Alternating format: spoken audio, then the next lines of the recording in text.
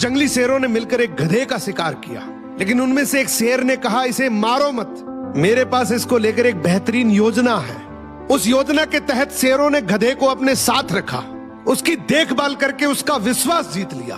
फिर एक दिन उसे वापस गधों के समाज में भेज दिया, पर इस बार वो गधा एक गधे की तरह नहीं, बल्कि वो एक शेर के समान गधों का राजा बनकर वापस आया था, जिसके पीछे सभी शेरों का साथ था। इसलिए बाकी सारे गधे इससे डरने लगे और उसके खिलाफ बोलने से कतराने लगे। अब शेर जब जब उस गधों के झुंड को देखने आते, ये गधा अपने समुदाय के गधे को शेरों को खाने के लिए दे देता।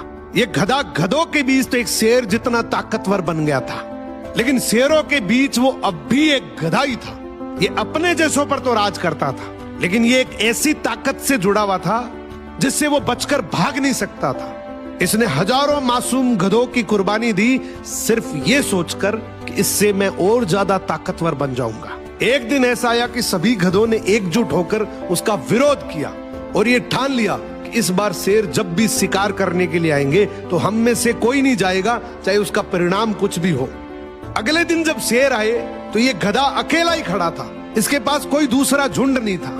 तो गधे ने शेरों से विनम्रता से कहा कि देखो साहब, मेरा खौफ अब खत्म हो गया, मेरी कोई बात नहीं मान रहा अब। तो शेरों ने डिसाइड किया कि चलो अब तू किसी काम का नहीं है तो तू ही साथ चल ले, आज का हमारा भोजन तू ही बनेगा। इस तरीके से आखिर में इस गधे का भी शिकार हो गया। हर समाज के अंदर एक ऐसा गधा जरूर होता है जो अपने लालच के लिए, अपनी ताकत बढ़ाने के लिए अपने ही समाज को दांव पर लगा देता है।